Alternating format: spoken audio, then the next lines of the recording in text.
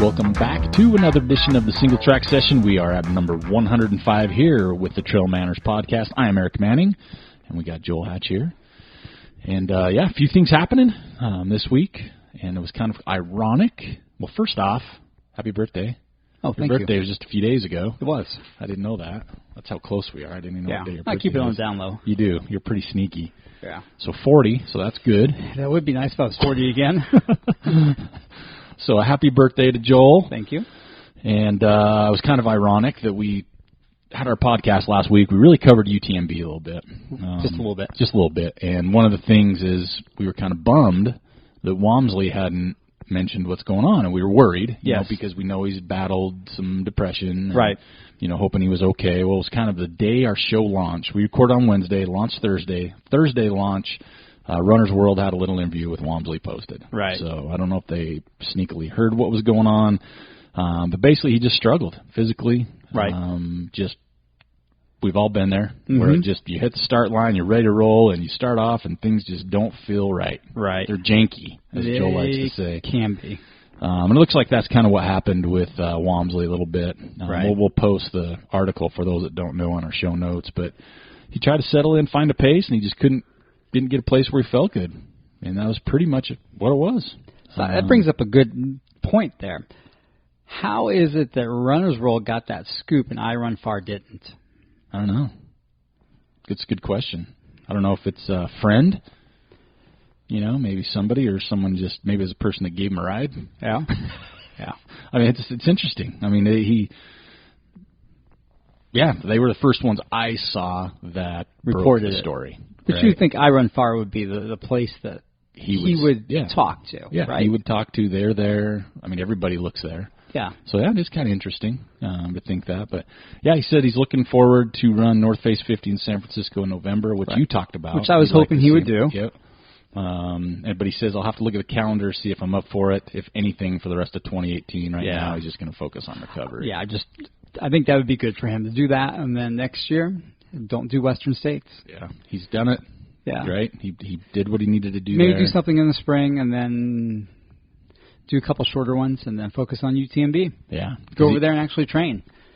Because that's what he talked about is just Western and UTMB was just too much, kind of overreaching. Right. He said he had a great training block, which we talked about. He was down in the San Juans, but, I mean, it's just that's a lot, right? And he's still a young runner. Let's say that. I mean, he's still a young runner. He puts in a lot of miles. He puts in a lot of miles. So he's got a lot still to figure out with himself. Yeah. Eating and just everything. So he even talked about that a little bit. Right. So I think that, the third time will be the charm for him. That'd be nice because there was kind of like a Western States. Third time's the charm. Well, and there's also an article that came out this week. I can't remember who posted it. It might have been from Runner's World for all I know, but it was talking about how Tim Tollefson wants to be the first American man to win it. Yeah, like that's his focus right now. He easily could be. So it's. I mean, we all know that we've had U.S. women win it. Yes. We know Chrissy Mel was I think the most recent female to win it, but there's been no male winner from the United States for UTMB. Nope. And we've had everybody's gone. I know, right? All of our big guns have gone over there. So they need to pull together, brainstorm, meet somewhere, and train. I just want to see them finish. Yeah, have a good more than anything else. Yeah.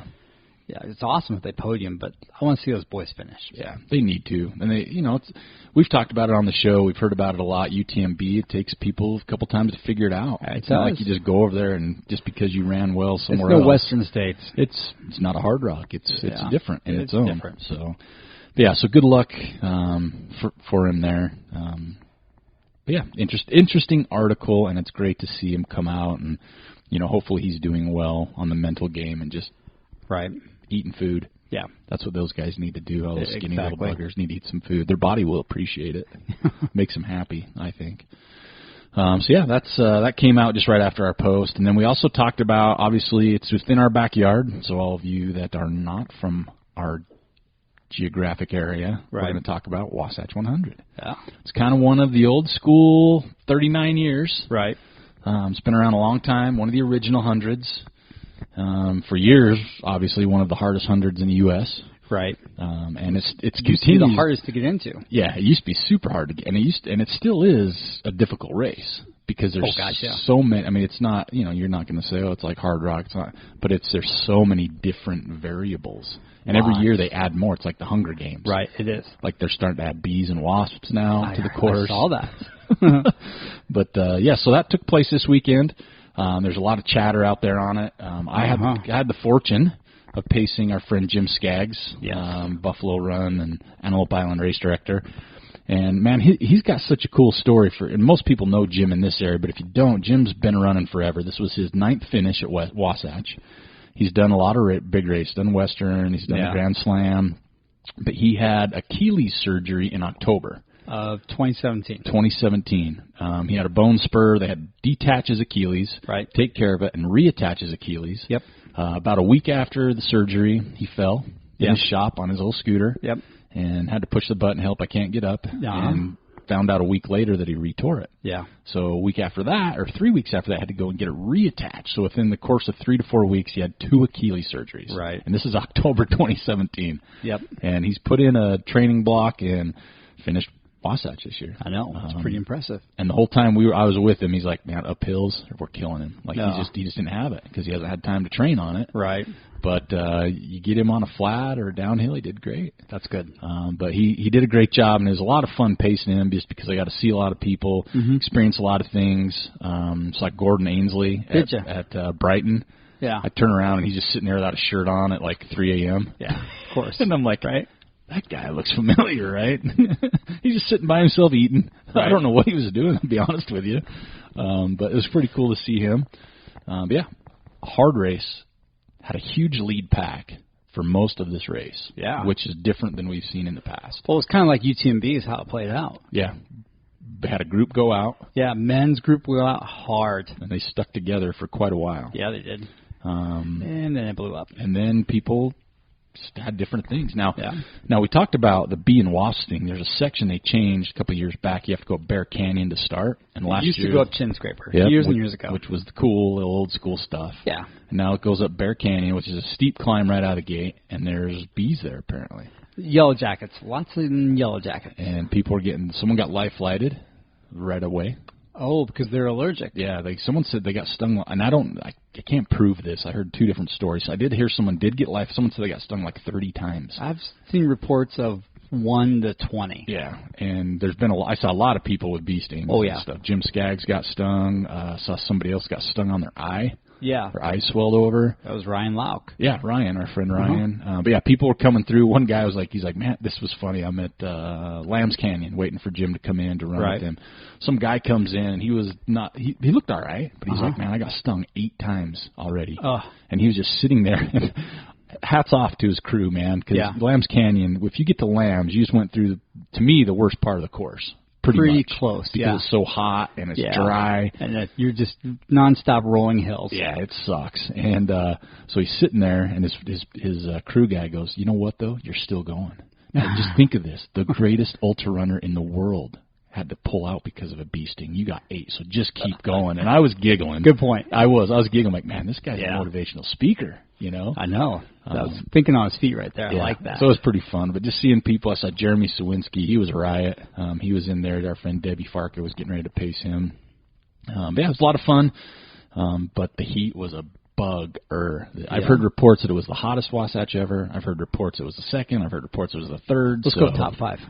We'll go in there. But it was hot. Yeah, people really hot. It was struggled. Like, it's just going to get worse, to be honest. Yeah, and it's exposed. It was hot. And the Yellow Jackets are not going away unless they send an actual crew through there. And then you're going to have people actually probably upset that they're spraying all this bug killer around. Yep. But these Yellow Jackets are getting worse, man. Yeah, especially, I got hit about 22nd. Yeah, I've seen there's 2 big nests above Buste right now. Is there? In the hillside, yeah. Maybe they've always been there and I've never noticed it, but for some reason I saw them. They're there. I know they're there now. Nice. Lovely. Yeah, little buggers. But so that's just an added feature to this race that makes you go, oh, man. I don't know. Well, we were running from Upper Mill Creek, Upper Big Water. We were going to our next aid station, and me and Jim were going, and this headlamp starts coming back towards us. Right. We're like, uh-oh, and the guy goes, hey, guys, and it's pitch black. It's, midnight-ish in that area. The guy's like, here's a bear up here. Nice. And me and Jim are like, okay, cool, let's go. And there's like 4 people behind us. We're like, okay, safety in numbers. So we get up there, and the guy goes, yeah, it's been grunting at me, blah, blah, blah. We turn the corner, and we look up, it was a moose. Yeah. Dark. Oh, my gosh, I'd be scared of that. Yeah, so we look up, and I had my big bright light on. Yeah. And it was like, boom, showed him like, oh, it's a moose. Yeah. And then everybody was, happy. But it's just all these fun things to deal with. But the race itself went well for a lot of people, not so well for others. First place finisher is Jesse Rich in 21:07. He's out of Salt Lake City. Second place, Matt Van Horn. Every year it gets a little closer. He's so sneaky because at one point he was like maybe 10th. Yeah, I saw that. He was just kind of doing his own thing, and they had that Closed lead pack hard. out there. Yeah, he did. So he came in 22:21, so it's still an hour back from first place. Yeah, doesn't matter. He closed hard. But he did, for sure. And third was Brian Robbins in 22:30 from American Fork. Our buddy Gabe Joyce came in, was it fifth? 23:40. Right. He fell, messed up his hand pretty good. He did. Our buddy Trevor Fuchs, he DNF'd. Yep. So he didn't get his turkey. Nope. But he put out a solid effort. And he did. Just a great... little breathing problems.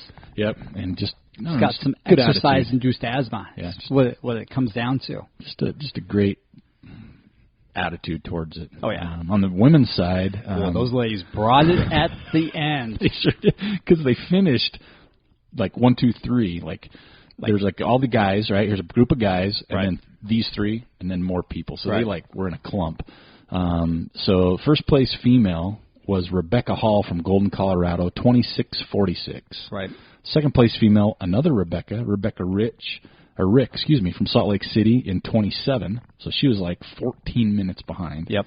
And then third, right after them, was Jennifer Lambert from Lehigh in 27:17. Right. So she was like half-hour-ish from the first and right close to the second female. That first place runner was running scared. Yeah, I had to at the end. Just looking over the shoulder the whole time? Yep. I mean, you just have to at the end. But so many just amazing performances. Aaron Hill did pretty good. Local goer here, all right? Top 10? Marcy Pearson. And what's funny is a couple years ago I met her. Me and Jim, it was her first 100. Me and Jim were on that last crappy section. You go around the dam. Right.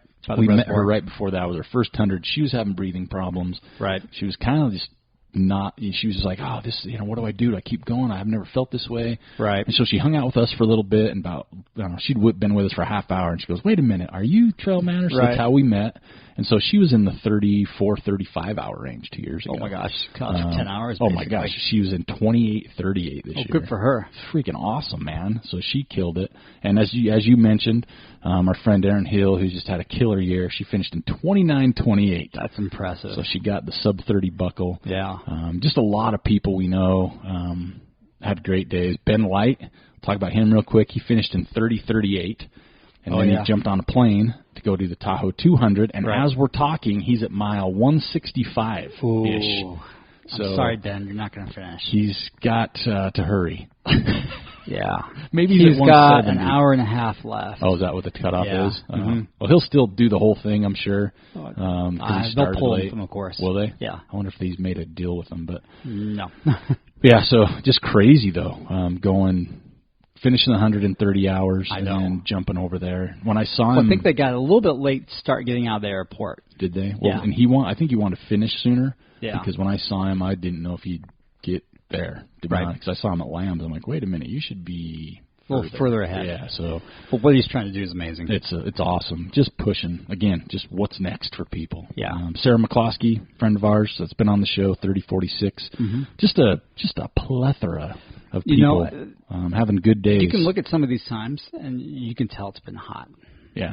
Oh, yeah. It just to see some of them. reflected a very hot race. And just seeing the people. I mean, like I said, I was at Lambs, and I was there. I got there around 5:36, right in there. Right. And so you're coming off that hot part, and it's not quote-unquote hot anymore, but it kind of was. It still is. It's radiating. You could just see them coming through. People just, their stomachs were turned. They just didn't feel good. There was just not. Lobster red. Yep, a lot of them were. But Jim finished in 34:38. Pretty solid time considering what he's gone through for sure. And then all the way through, the last finisher of the race was 35:56. Ooh, so squeaking like 3.5 minutes before the cutoff. But a great day. Wasatch continues to go. So our friend Shane Martin, he had a rough go. He was 32:25. Dude, he looked the first half of the race. He was top 10. Yeah, he. And then I saw him. The heat got to him. I think I saw him at Brighton, and he was just not feeling it. But he's warmed over death. Finish up, Oh, the other person that was fun to see, saw Matt Gunn. Yeah, he was volunteering at Brighton. Was he? So it's fun to see him. The old Ultra Adventures race director. Just a good guy. But, yeah, big day. A lot of fun to see a lot of people. Wasatch is in the books. Right. Jim Skaggs, 9th finish, going for his 10th. Next year. And then, as rumor has it, once he gets his 10th, he's going to be done with it. That's probably a smart thing. Yeah, I think so. So, and as we just kind of brought up briefly, Tahoe 200 is going on right now. Well, before we touch on Tahoe, let's talk about Wasatch. Okay. People are getting a little pissy about maybe having a qualifier for Wasatch. I've been reading that. Have you read that? Yeah. Yeah, they're thinking because there's a lot of DNFs. There was a lot of DNFs, and the DNFs is hot. Yeah. What do you think about having a qualifier for, say, 50K or 50 miler? So I saw the thread. Yeah. And basically, here's my 2 cents I wanted to put in there. All right. It's their race; they can do what they want. Well, of course. You know what I mean? Yeah. So we've talked about it. The Wasatch 100 race directors are old school. They are. Right? They've been around for a long time. They don't, as far as I know, they don't have a plan in place to switch anything over. One just had a heart attack. Yeah. He looked good, though. Yeah. Thank goodness for John Grobin.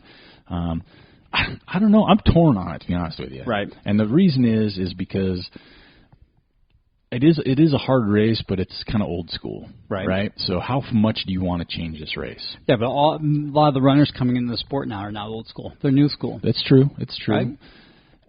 Right? Isn't it still pretty easy to get into Wasatch? Isn't it like a 50% chance, though, with the lottery? I bet you it's somewhere around at that. least maybe north of 50. So I think if you made a qualifier, I bet there's a big chunk of that wouldn't be able to put in for it. Okay. So if I'm Wasatch, okay, so I'm the Wasatch committee. Here's 2 things, okay. Qualifiers, that might be more work for me to confirm. Okay. So there's work. Also, am I going to get as many people entering the race or entering the lottery? You think so, even with the qualifier? I think so. I don't know. I'm torn. Honestly, I don't care. I can see both sides of the story. Gotcha. Right? Because if you want to do 100, maybe you don't have the money to do a 50. Maybe you don't have the time to do a 50. I mean, I can see both sides. You've got time to do a 50 because you're going to be training for 100. But I'm saying, you can still do a 50-mile run. Right? You can still go out and do a run. Yeah. You don't Some point during that year, you've got time to do a 50-mile race. Yeah, maybe. I mean, again, it could be. I've heard the discussion of it's expensive to do this stuff. It is. It's very expensive. But if you've got $250 to put down Wasatch, you've got some money to put down on another race somewhere. I got to buy shoes. Yeah. See. So I don't know. I could see it going both ways. I think a lot of it too is I was looking at some of the comments, and I think some of it is people that didn't get in. It's kind of the ones that are more saying they should do this. Oh yeah, this qualifiers. But I don't know. I can see it going either way. It doesn't affect me either way. Right. It's their race, so I'm like, it's the way they've done it, and that's kind of the mentality at Wasatch and some other old school races. Is this is how we've done it? Yeah, and that's how we're going to continue to do it. Oh yeah. And I don't know if that's their attitude. I think that's their attitude. I don't think they're going to institute a qualifier at all. For them, as a race director, what's the benefit of adding a qualifier? As a race you have director? people who are more prepared to run that distance, especially that course. I think that's what you're ultimately after. But I mean, what does that mean for you, though, as a race director? As a race director, you have a bit more security knowing that you have better prepared participants. Okay, I totally agree with that. So you're reducing the liability on your end. Okay, I totally agree with that. Yeah. And then also you're having individuals coming into that race. Not only are they more prepared, but they have a better appreciation of the race itself and everything that's come before it. Mm-hmm. Okay. Right? Those people are actually more invested in it at that point. Okay, I can definitely buy that. Now, would you make it any 50 mile or 50K? Yeah, or would you any make 50 miler, 50K. Under a certain time? Because I see that out there. Some are like, it has to be this type or it has to be under this time. If you registered for a 50 miler and that 50 miler's got a cutoff, then you got to finish that 50 miler within that cutoff, right? I think I've seen time ones, though. Well, I said you have to do a 50 miler under 12 hours. I've seen that. So it's that doesn't. Well, if you've entered that race, And then you actually got 50 miles under that 12 hours? Yeah, okay. No, I understand that. I'm just saying if you're making a qualifier, do you make them say if you have to do a 50-miler under 12 hours? No, that's hard. So that's what I'm saying. I've seen that. That's hard to do. No, that's what I'm saying. I've seen that. No, I think just any 50-mile. An official 50-miler, I think, would be a good place to start. There's some 50Ks out there that I would totally accept. Speed Goat be one of them. Yeah. Maybe Beaverhead. But that's the thing. So now you've got, as a race director, now you've got to go and you got to figure out more stuff. Right. You do, but that's why you have your race committee. Yeah. No, I agree. I'm just how much there's do you want to ways put into around this issue if they choose to go down this path. I'm not saying that I think they should. Ultimately, they should look into it maybe. I don't disagree with that at all. Yeah. I just, from a race director standpoint, I think they're going to keep getting more and more people entering that are less and less qualified. Oh, for sure. To do the distance. I totally agree with that. Right? Yeah, just because you can get into it. Right. It's like Leadville. Yeah, exactly. You know what I mean? You can get in. You don't have to qualify. So it's like, I want to do 100, but... And then for the safety of that runner, the other runners around them, for the volunteers at the aid station, and for the sweepers, you might need to look into that seriously. Yeah. No, I couldn't disagree with that. Right. But I can definitely see both sides. The other one I thought was interesting is people that are mad, the people that don't start, that don't let them know. That should be a huge penalty.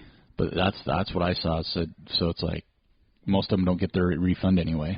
So how do you don't get a refund? No, but how do you penalize them? They're not allowed to enter for 3 or 5 years, something like that. Gotcha. Because that would be... Again, that's just work on the race director on the committee's part. I think that one I would rather see implemented before the qualifier. If you had to pick one, I would say the DNS without notification. Right. Right? Because unless there was some extreme circumstance. But you also got to remember, too, with Wasatch, there's no wait list. Yeah. So they overdraw. Yeah. But so what is a DNS? A DNS basically comes into because they pulled a name, right, and it's on the list because people are saying they should pull from the wait list. So with Wasatch, there's no wait list. So if it's a do not start and you let them know a week before, I don't understand what's the difference in not letting them know or letting them know a week before. Yeah, because that's where I saw a lot of stuff. It's like they should there's a lot of DNSs. Well, you mentioned they overdraw, but what's the benefit for anybody, really, if I enter and I just don't tell them and I don't show up, I don't register that morning or that night. Yeah, there's really no benefit for anybody because you know what I mean. So it's like you want to penalize them, but why? You've already got their money. It's not like someone else was going to get in the race at that point, and they could have. One is just bad form on you for not. Oh, absolutely. Right. I mean, because then they're worried. Yep. Did we miss this person at check-in? Yep. Right. Absolutely. No, I totally see. Yeah. I totally see that side. I just from the side that I've been reading through social media, and people are upset about all the DNSs. Is someone else could be in that spot. Yeah. But I think that's another thing that maybe we'll see more DNSs. Maybe, but if you DNS, it doesn't mean you're taking somebody's spot. I think it might get to the point where you actually are. Right. If they have a wait list. No, if say the DNS goes above 100, which it was close to this year. Yeah, it was a lot. Then you actually are taking somebody's spot at that point. But what I'm saying is all those 100 people might have wanted to run, right? Like they trained everything and they just the last minute decided not to run. Right. So that doesn't benefit anybody because no one's taking over that spot. So when registration happened, they were fully on tent. I'm running this race. I'm training for it. I worked all my way up to it. I got hurt 2 weeks out. Right. I didn't let them know.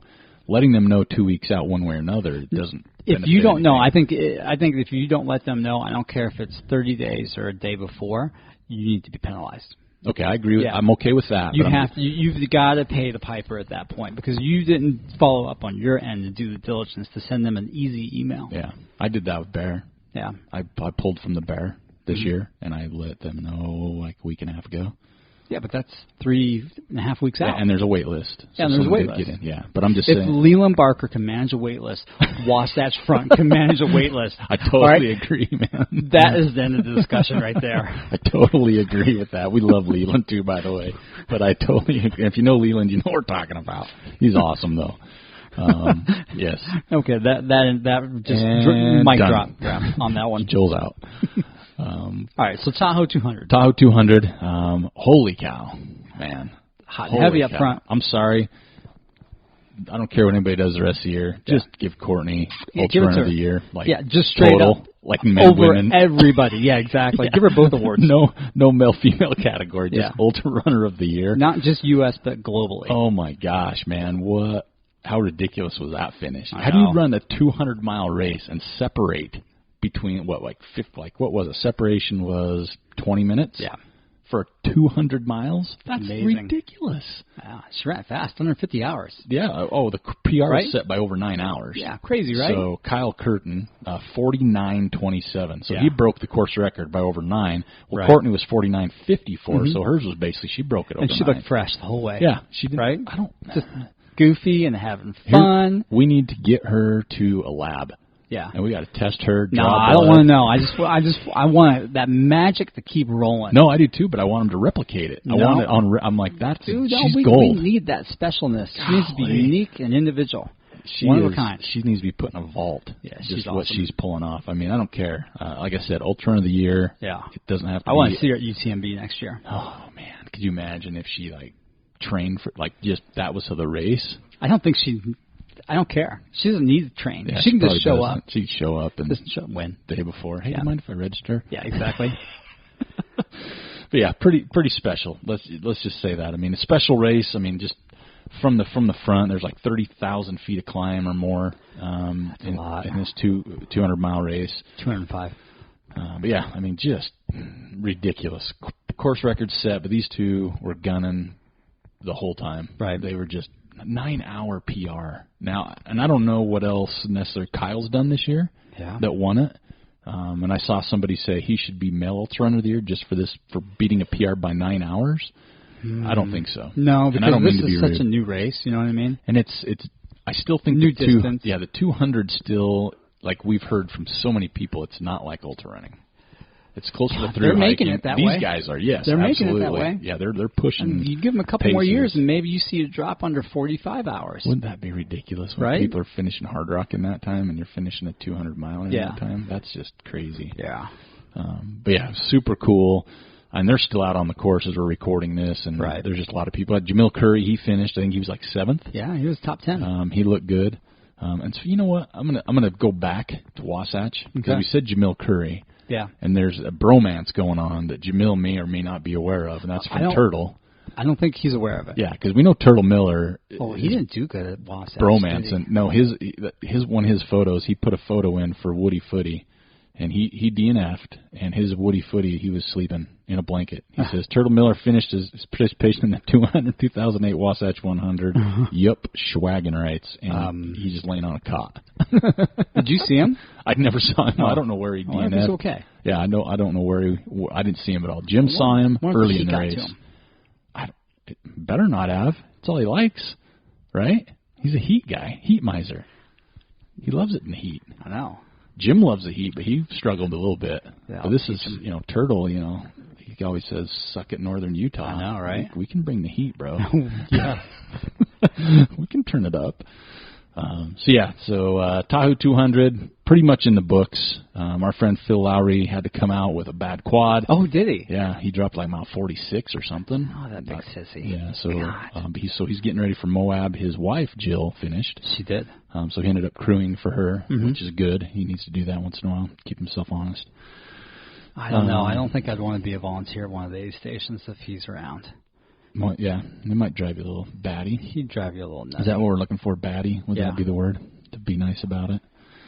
Let's see, Ben Light. I'm trying to see if they got an update on Ben real quick. Got my laptop here just to see where he's at. He was at 160 last time I checked. 165-ish. Right now it's saying 166 is what it's saying right now. And I know sometimes these can be off. Right. I hope it's way off. I mean, he's actually at like 190. That would be awesome if he had to sprint to the finish and they got that on video. Yeah. All right. That would be cool. Ben's a great guy, so good luck. Hope that works out for him. What else we got going? There's some other stuff going on this past weekend. A place, the only reason I'm highlighting this is I'd like to kind of run here is that Imogen Pass. That right? Was cool, in right? Ouray. Mm-hmm. Old school race. Yeah, old school race, shorter distance, hardcore. Course record almost came down. Dakota Jones, right? 2:13. course records, Matt Carpenter. There's a name. He was 205.93. Yeah. So that's been standing for a while. But I kind of, you've talked about this on a previous thing, and I really want to go do Maroon Bells. Yeah, for sure. That would be awesome out there. That's definitely one on my list. That's why I brought that race up in Uray. That's every time I think of that, that's what I think about is that race. Like I said, Wasatch was this weekend. Tahoe was this weekend. There's the Superior 100. There's a lot of races. Took place. Ashley Nordell, friend of ours, she went under course record but still finished second. Mallory Richard from Canada set the new course record. Wow. Minnesota race, so Minnesota. Yeah. Kind of that accent. Pine de Palm was this past weekend. Right. Friend of the show that I met, Allie, she finished her first 100. Nice. So that's really cool. There. What else? Tour de Jance. That's still going on, I think. That's going on, man. And last I saw, Luke was doing well. Yeah. Here's a name that I haven't heard for. Jay Aldis is running that. Yeah. Holy crap. Talk about a name from the past. That guy's in his probably, mid-50s, early 50s? Easy. Right? Easy. He's a crusher. He is. He's a stud. He's old school Wasatch runner. Yeah, man. That always brought the pain. And I haven't heard that name for so long, and I was looking through the stuff with Luke, and I'm like, Jay Aldis? Yeah. That's awesome. Such a cool guy. I think he lives over there. Does he now? I think so. Okay. Either way, man, that's just amazing. Avery Collins is over there. Yeah. Isn't Joe Grant over there? He is, and I think he had the drop. Oh, okay. He got bronchitis or something like that the week before the race. That's not a good thing. No. So yeah, that'll be cool to update that. We wish Luke well, a good buddy of ours. This coming weekend, though, we've got the Run Rabbit Run, and there's some names at this one too. It's pulling some names still. I'm going our boy Jeff Browning. I'm going with him. You cannot bet against him. You look down the list, and there's some names. There's some solid names. But as Joel said, to go against Jeff Browning right now, it's like I'm not going to put him there, but it's like picking against Killian at times, because Jeff's he's dialed in right now for a while. But he's got some competition, though. He does. There's Jason Schlarб's going to be there. Yep. And he's been running all year, everywhere. Right. Running really good. Kyle Pateri, he'll be there. He finished 6th at Western. Who else do we have over there? Jesse Haynes. He finished 5th at Hard Rock. Right. He's a good runner. He is out of California. Mark Hammond. Yep. Finished 3rd at Western. Man, I'm not quite Local sure. Guy. Not quite sure, man. That's close to UTMB. It is. Tommy Pusey. Right. He finished 3rd 2 years ago at this race. Right. Who else we got? Bob Shebest. Yeah. He's always there. Bob's got the curse, right? He's going to finish 3rd. He's going to finish 4th, just outside the top 3. Right? There's a lot of names on the men's side for sure, and a lot of pedigreed runners as well. Seth Swanson finished 3rd at That's Mont somebody Fuji. I want to see do really good. So Seth? That guy's awesome. So yeah, there's just a lot of cool names. We could go on and on. Even on the women's side, there's a lot. Who do we have? Meredith Edwards. Right. She's coming off some injuries. She's been talented. running a lot. I just don't think that she has that 100-miler. Do you want to hear her name then? In her. What do you think of this one? Jen Shelton's running. I saw that too. Holy cow! Now, see, I want to see her do well just because she's a character. Yes, right? Yes, I do too. She's been in and out for a while. Oh my gosh, yeah, so, she was in and out of reality. Yeah. Carrie, I hate these names. I always mess them up, and they're cool names. Brooksvort. How's that? She's running. Nikki Kimball's going to be there. Right. Who else do we have? There was somebody else on that list. Michelle Yates, Denise Barassa. I think between those two. There's Lisa St. Laurent, finished 2nd in Uray this year, so that's a hard race. That is a hard race, so she's got it going. So that'll be a fun race to see with Run Rabbit. On the men's side, I am going with Jeff Browning. I am too. I am not going to pick against him. On the women's side, I am going to go with that Carrie Brooksvort, because I like her name, and I think she's going to win. Brooksvort. It reminds me of a Dutch name. It does, right? And it probably is very Dutchy. It is. It's got to be. But yeah, I'd love to see Jen Shelton do well. That'd be fun just to see. Like you said, she's just a character. So yeah, that's going on. There's some other stuff across the pond. I don't touch on those too much because they're hard to pronounce and it makes me feel There's even a sky sillier. race that's wrapping up. Yeah, there's this weekend. I don't know where it's in Scotland. Or the Glen Coast Skyline race is going on. What else did we have? I can't remember what's going on. It's like Ultra Trail Mont Rose or something like that. Yeah. I mean, they did have the IAU 100K World Championships. Japan did pretty well again. I couldn't get into that. I tried. I couldn't either. I will say this. The female winner kind of looks like Chrissy Mel. Okay. So, good job. Good job. What else we got? So that's kind of what's going on in the world of trail and ultra running right now. We also have a few other things. We got a couple Ask TrailManners questions, but first we're going to get to the Strava segments this week because there's someone overseas running in Europe that did. No, actually, take that back. Last week's winner, distance, Sarah McCloskey.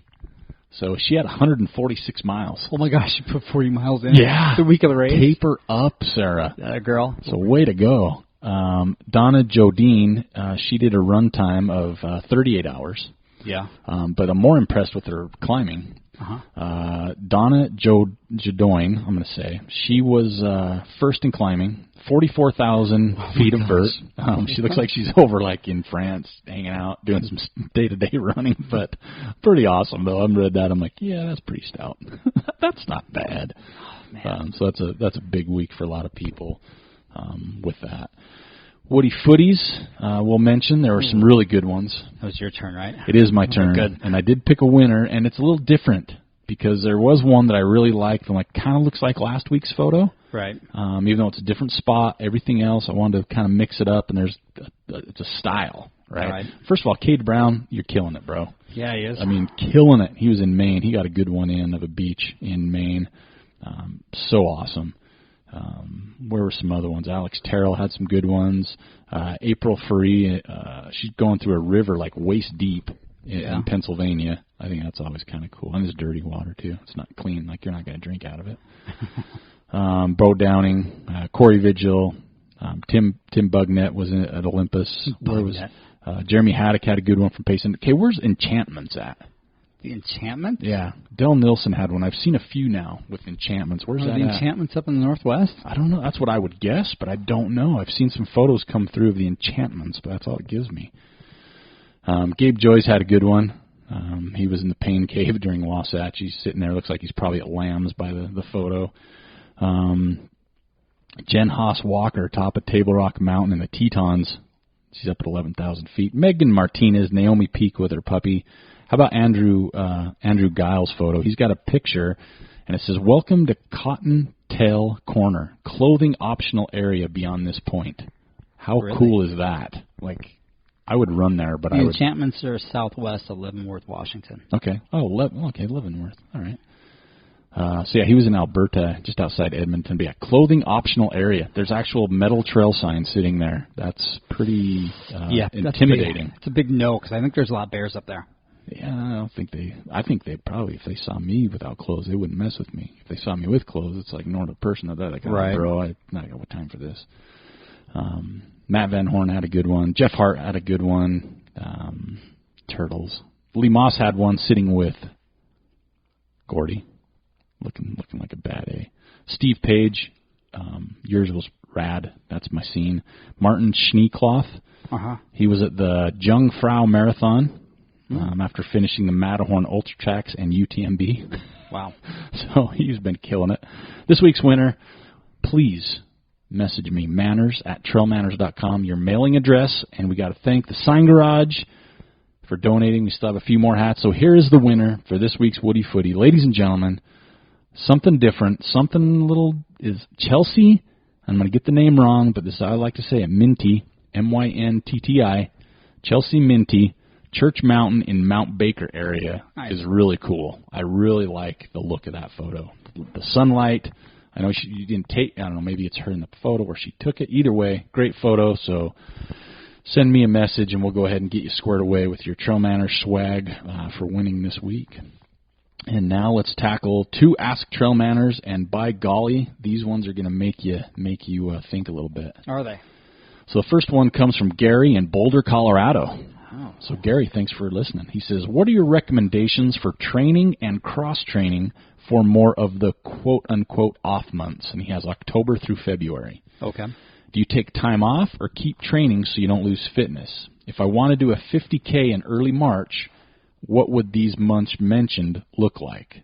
So he's basically saying, we've talked about on the show, there's really no off-season anymore. No. Right? I mean, there's races all year round, but we know that there's probably more A races during the normal months, right? So generally October through February is a slower time. Right. Even though there's big races going on. You got javelinas, you got all kinds of stuff. Yeah, Cold Bar Rumble, Black Canyon. Yep. So he's asking what kind of training or cross-training for these months would you do, and would you lose fitness if you take too much time off? And then if he wants to do a 50K in early March, what should those months look like? And I'm going to let Joel kind of start with this because he's this workout fitness expert here. So Joel, what would you recommend for Gary? Yeah, I would get in the gym. I would do a lot of deadlifting. Deadlifting? Oh, yeah. Okay. I do a lot of deadlifting for sure. A lot of core work, a lot of single leg, like lunges, single leg box squats, a lot of work on the TRX, okay. And a lot of deadlifts. And what about, like, running? Well, your running is going to suffer because you're lifting a lot.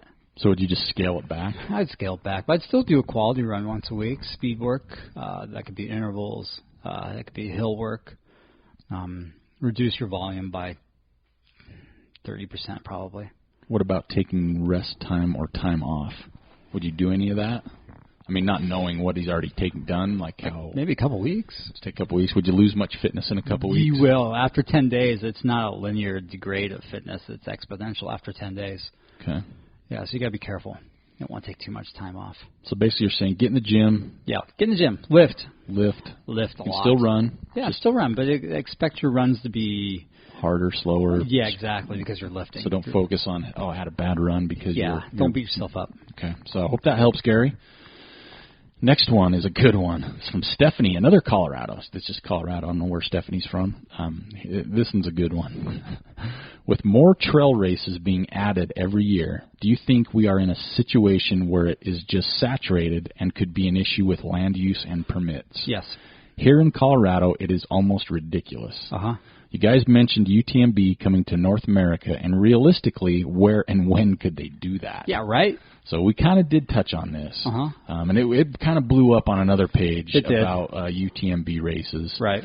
And to be honest, a lot of snark. I'm kind of waiting to see where this is going to be. Yeah, exactly, right? Because it's a big deal, and for a lot of reasons. Right. You know, they talk about it being like the races, but what's it going to gobble up? Right. Because with the name UTMB, people are going to be drawn to it. Right. And so for sure. If they put it near Wasatch, if they put it near another race, is it going to cannibalize some of that race? Right.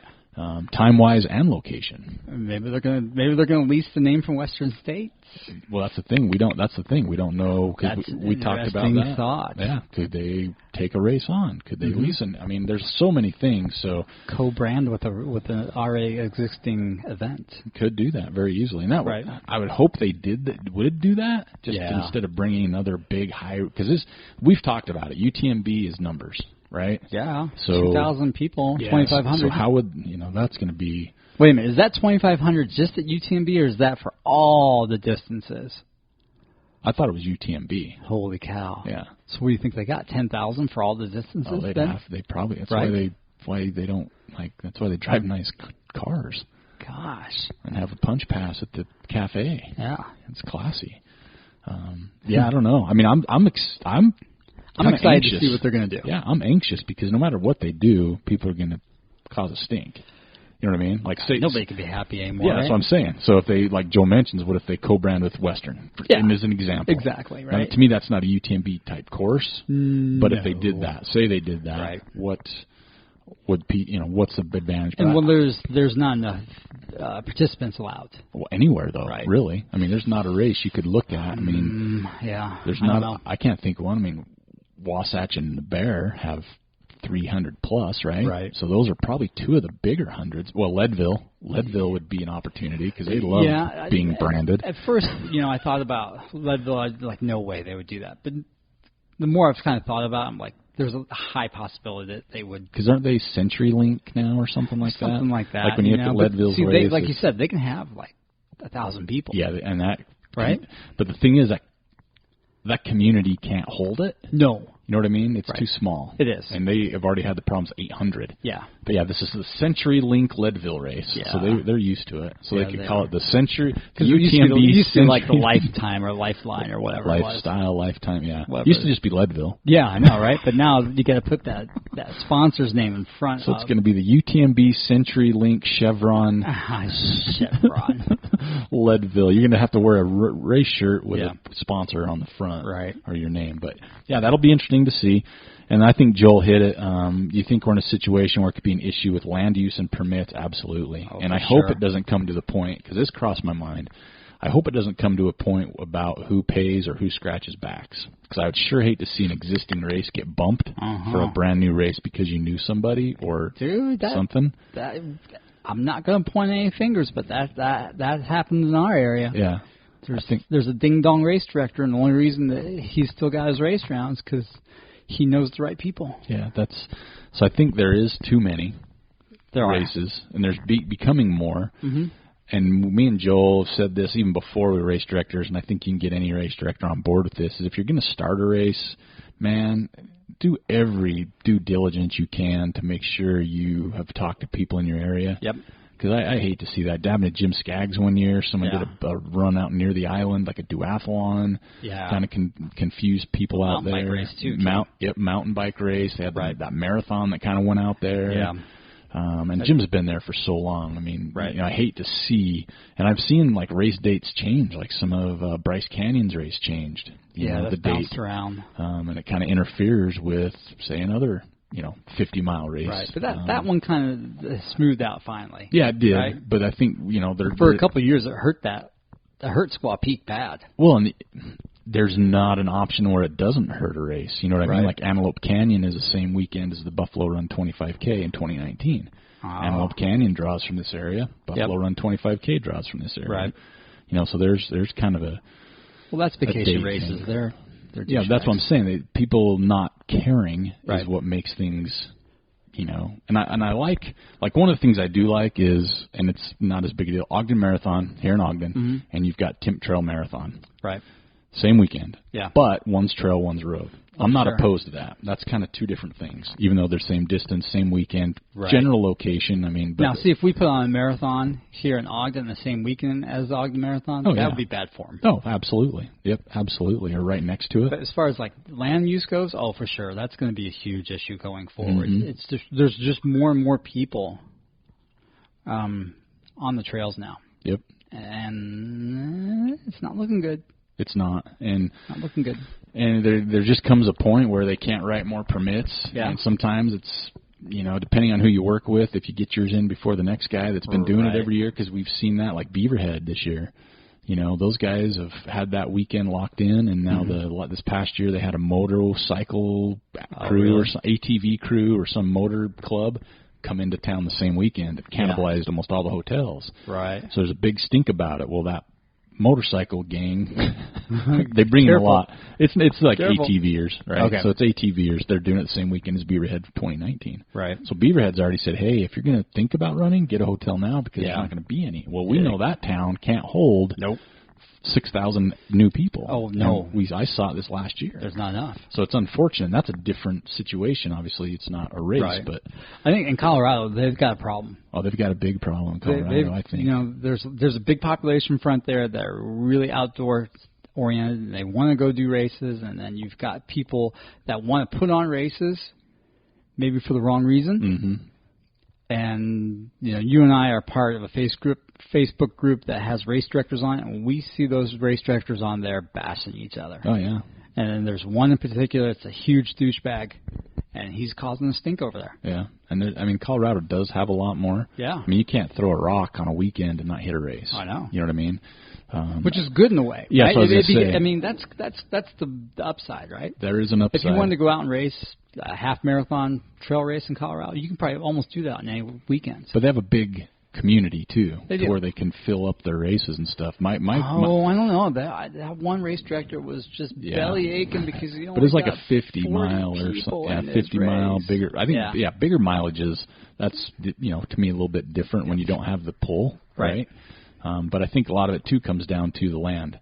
Yeah, that's going to be the issue. Because, the Forest Service... The land can only support so many people trampling on it. And if it's not respected well, they could pull all permits. Oh, yeah. So some a-hole comes in for a first-year race, and you've been there 20 years, and he does something bad, the 20-year race could say, sorry, we've had or you got to jump through more hoops to put your event on, which I think that's what's going to happen. Yep. So, but there's no way to stop that on, people can really stop that as the land people, right? Because we can't stop another race. You can't stop another race. But I just hate to see more of that cannibalization of races based on people that just do your due diligence. Me and Joel, when we put our races on, man, we work around tons. Like we did the winter racing circuit, even if it was road stuff. We didn't want to interfere with the Goal Foundation. Oh, yeah. It's like, nope, they were here.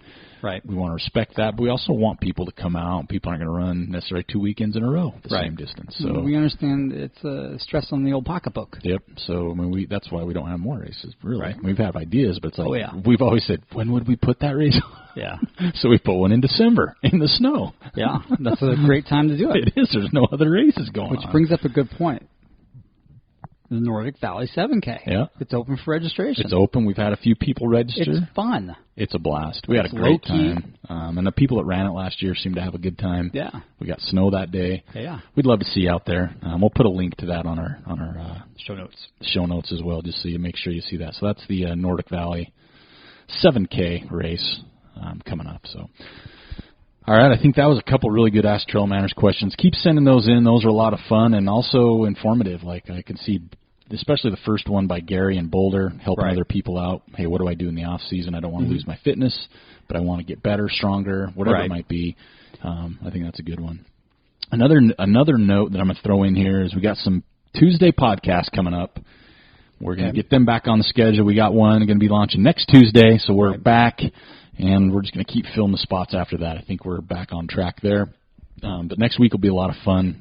Guest we've had on before about a race that's not in the United States. Right. It'll be fun. And that's all the spoilers we're giving. So, do you got anything else you want to add this week, Joel? No, I'm good. All right, we have a closing quote. I didn't put who put this. I know it's Roger Bannister. It's the quote Roger Bannister. I don't know who sent it to us. Yeah, I don't have the name that sent it to us. So if you sent this quote in, I apologize. Here's the closing quote for this week by Roger Bannister. The man who can drive himself further once the effort gets painful is the man who will win. And Roger would know. He broke the 4-minute mile. He was a good runner back in the day. Yeah, he was. So, that's all we have for the Singletrack Session number 105. Please send us emails, questions, or just reach out to say hi. Don't forget about the Nordic Valley 7K this December, and we also have a donate button on our website that we'd like to have someone use once in a while if possible. This is Eric and Joel, and we are Singletrack Session 105, and we are